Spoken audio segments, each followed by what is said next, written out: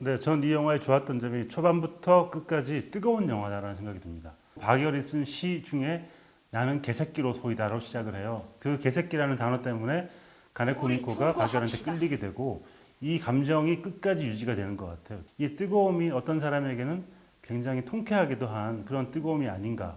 근데 이걸 보고 몸이 끓는 사람과 끓지 않는 사람이 있을 텐데 보는 사람에 따라 약간 다를 수 있을 것 같긴 하네요. 저는 이 영화는 아나키스트가 만든 아나키스트 영화라고 생각합니다. 혼란의 연속이군요, 영화가. 의식의 흐름을 따라가는 네. 그냥 간단하게 얘기하면 그냥 내 마음대로 음. 그 나를 올가매는 사슬과 억압 이런 거를 그렇게 신경 쓰지 않겠다라는 사람들이잖아요. 이 영화 전반에 걸쳐서 자기 감정을 솔직하게 드러내고 있는 인물들을 보여주는데 가장 솔직하게 감정 드러내는 사람은 감독님 아닌가. 영화가 사실 크게는 전반 후반이 다른 영화를 붙여 있는 것 같거든요. 전반은 박열이라는 인물에 집중을 하고 朝鮮人には英雄我々には敵となる敵となやつ 약간 항일투쟁에 가까운 시대극의 톤을 따라가요. 근데 후반에 이제 법정씬 두 인물 가네코 미코랑 박열을 거의 동등한 위치에서 보여주거든요. 그러다 보니 어떻게 보면 오히려 가네코 미코가 훨씬 더 주인공인 것 같고 그게 감독님이 이 가네코 미코라는 인물에 꽂혀서 너무 애정을 드러내신 거 아닌가? 정리하자면 감독님이 아나키스트다. 자기 멋대로 박열과 가네코 미코를 조종하였다. 뭐 그렇게 볼 수 있겠네요. 말이 정말 아다르고 다른데 제가 어업 쪽입니다. 네. 정리계 아나키스트거든요. 제 멋대로 이제 정리해버립니다. 보통 이제 공식이라는 게 있잖아요. 항일 소재 혹은 일제시대 소재라고 하면 이렇게 갈 거야. 특히 실화 소재라고 하면 이렇게 가겠지라고 하는 기대치가 있는데 그런 걸 좀 많이 벗어나 있는 영화예요. 근데 그렇다고 해서 되게 독창적인 시선을 보여주냐라고 하면 그런 것 같지는 않고 모범생이 들려주는 되게 그냥 내가 솔직하게 느낀 감상문 같은 느낌. 전 작가로서 소설가로서 글을 쓴 사람으로서 이 영화가 남다르게 보이는 측면이 있습니다. 이 영화는 진정한 작가주의 영화라 생각이 듭니다. 작가주의요. 작가가 나오는 영화. 작가주의라는 게 네.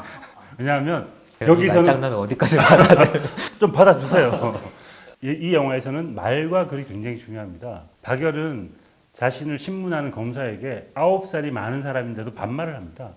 편하게 놔. 나도 그게 편하니까. 그게 자존심인 거죠, 그 사람의.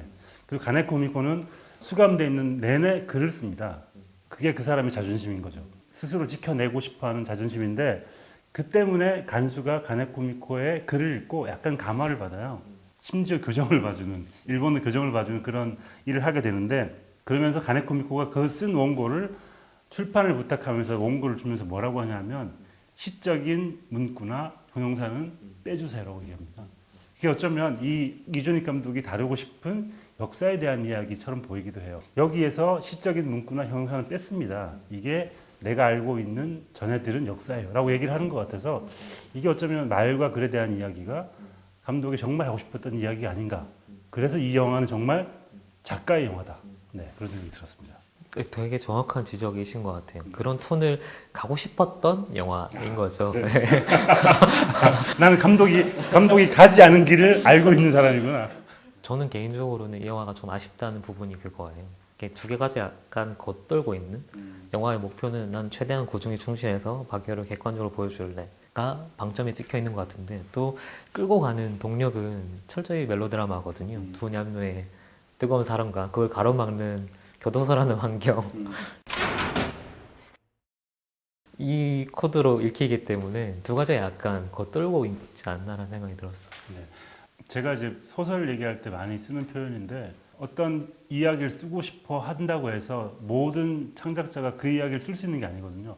쓰다 보면 달라지는데 어쩌면 전 이 영화에 좋았던 점이 박열로 시작했는데 결국 가네코 미코가 기억에 남는 걸 보면 감독님이 만드실 때도 박열로 시작했는데 조사하다 보니까 이 여자가 훨씬 더 매력적이어서 그렇게 끝이 난 것 같아요. 저는 그 점이 오히려 이 영화가 가지고 있는 굉장히 특이한 장점 같은 게 아닌가. 영화를 보고 나서 문자, 가네코 미코 생각이 나요. 그래서 그 점이 저는 되게 좋았습니다. 인물을 남긴다는 것만으로도 굉장히 잘 만든 영화라고 할 수 있죠. 큰 장점인데 제가 아쉽다고 계속 강조하는 부분은 그거예요. 감정적인 고향을 따지면 가네코미코의 시점을 맞추던지 박열의 시점을 맞추던 게 더 낫지 않았을까라는 좀 생각을 하는 거죠. 네.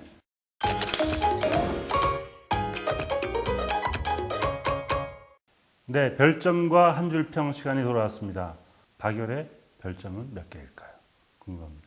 박열에 대한 제 별점은 3개입니다. 이게 박열하고 별이 이렇게 있으니까 중장 박열 같아요. 이게 이름표 같지 않나요? 박열이 너무 붙어 있어서 그런가? 네. 계속 아쉬운 점을 얘기를 제가 말씀드렸는데 이준익 감독 영화가 특히 그런데 비평적으로 좀 풀면, 그러니까 예를 들면 연출의 스타일, 뭐 특별한 화면, 뭐 이런 것들을 얘기할 거는 그렇게 많이 없어도 주제적으로 접근할 때는 텍스트가 되게 층층이 쌓여 있는 복합적이고 다층적인 텍스트들이거든요. 그래서 얘기할 건 되게 많은. 근데 아쉬운 건 뭐냐면 말이 많아요. 감독님이 보여주고 싶은 것들, 하고 싶은 얘기가 너무 많아서 약간 전체적인 밸런스에 좀 문제가 있는 거 아닌가라는 아쉬움을 제가 표하는 거고요. 네.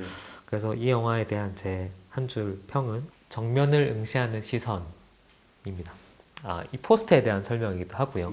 이 정면은 의 앞에 뭐가 들어갈지 그건 보는 사람마다 좀 달라질 수 있는데 어쨌든 똑바로 응시하는 영화라는 측면에서 되게 에너지 있는 영화이고, 감독님이 직접 인터뷰할 때도 그런 얘기 했는데 박열만큼 시대를 정면으로 응시한 인물이 있나? 라는 말씀하셨어요. 저는 그 박열에 대한 해석, 평에 10분 동감하고 그렇게 만들려고 했던 영화인 것 같습니다. 근데 평론가님이 이렇게 카메라를 정면을 응시하시고 그게 나오면 자기 얘기 같을 것 같아요. 정면을 응시하는 송경원 평론가의 시선. 제가 지금 정면 응시하고 있는 시선. 네. 그래서 그렇게 오해하지 마시라고 제가 말씀을 드리는 거고요. 저는 말이 너무 많다라고 얘기를 했는데 사실 그거는 객관적인 평가의 잣대로 보자면 분명히 약점이죠. 근데 어떤 사람에게는 그게 굉장한 장점이 될 수 있다는 생각이 들고요. 이 영화를 보고 나서 사람들이 어떤 이야기를 할까? 연기 너무 좋지 않아? 최희선 누구야? 그리고 실제 있었던 이야기야? 집에 가서 박열 찾아봐야 되겠네. 이런 식의 반응이 많을 거예요. 근데 그렇다면 이 영화가 하고자 하는 충분한 목표를 달성하지 않았나? 저는 그런 생각이 들고 그만큼 흥미로웠다는 말씀을 드리고 싶고요. 말이 많은 영화라고 하셨는데라고 해서 뜨끔했어요. 나보고 지금 말이 많은 영화라고 해서 네. 제 박열에 대한 이 10등 안에 이미 알고 있어요. 별 3개면은 파운드가 되게 많은데 뭐 먹어요. 마음으로는 넣고 싶은데 네. 이번 주는 아쉽게. 저는 뭐 한 칸이 비기도 했고 저는 굉장히 재밌게 봤기 때문에 내려주십시오. 원더우먼. 미이라 내려주시고요. 캐리비안 내려주시고요. 히든 피겨스 내려주십시오. 6위로 랭크하겠습니다. 저한테는 굉장히 흥미롭고도 진지하면서도 또 한편 뜨거워서 다 보고 나면 뭔가 할 얘기가 많아지는 그런 영화였기 때문에 저는 6위에 랭크시켰습니다. 지난주부터 제가 하고 있죠. 이기대. 이상하게 기억나는 대사. 연기를 해야 돼. 이상하게 기억나는 대사. 오늘은 가네코미코의 한마디로 정리해봤습니다. 많이 컸네 우리 열이. 이번 주는 저도 약간 동의하는 저도 그 대사가 되게 좋았어요. 네. 이게 약간 로맨스 영화처럼 보이는 이유 중에 하나가 최근에 본 것 중에 가장 멋있는 고백 장면. 그 박열이 가네코미코에게 고백을 하는 장면이 나오고 아마 그거에 대한 화답으로 많이 컸네 열이 우리 열이라는 대사를 했던 것 같아서 저도 기억에 남는 대사였습니다. 근데 그게 그 연기를 대사를 하는 가네코미코의 이상한 웃음 그게 너무 사랑스럽고요. 그리고 많이 컸네 우리 열이라고 했을 때 그 상대방에 대한 시선, 사랑 같은 게 느껴지기도 하고 그리고 실제 박열이 성장하는 이야기이기 때문에 이 모든 게 함축되어 있는 이상하게 기억나는 대사였습니다. 네, 여러분들도 이기대 분명히 영화 보고 나오시면 기억나는 대사가 있을 겁니다. 이상하게 기억나는 대사 여러분도 한 줄로 남겨주시면 저희가 소정의 선물을 드리니까 많이 참여해 주십시오. 이상하게 재밌네 이거 하다 보니까. 좋아하세요. 네, 오늘은 이준익 감독의 신작 박열에 대해서 알아봤습니다. 굉장히 재미있는 영화니까 많은 분들이 보셨으면 하는 바람이 있습니다. 영화 썸 타는 시간 무비썸. 저는 지금까지 글 쓰는 김중혁이었고요. 영화 보는 송경원이었습니다. 다음 주에 또 만나요. 네, 30초 프리뷰 시간입니다. 이번 주에 소개해드릴 영화는 켈리 프리몬 감독의 지랄발광 17세라는 영화입니다. 시작. 제목 때문에 조금 이상하게 들릴 수도 있는데 원제는 The Age of Seventeen이라는 영화고요. 여고생의 성장담, 한마디로 정리하면 성장담이라고 할 수 있고 그 좋아하는 남학생에게 고백 못해서 이렇게 열등감에 빠져있던 여고생이 주변을 통해서 어떻게 좀 다른 것들을 깨달아가는 전형적인 성장담 중에 하나예요. 근데 이 영화가 좀 독특한 측면은 이 헤일리 스테인펠트라는 미국에서는 딸 전문 배우로 나오는 굉장히 유명한 배우가 연기를 하고 있고 끝. 아 진짜 잠깐 아닌 것 같은데? 다음에 뭐 보죠? 이거?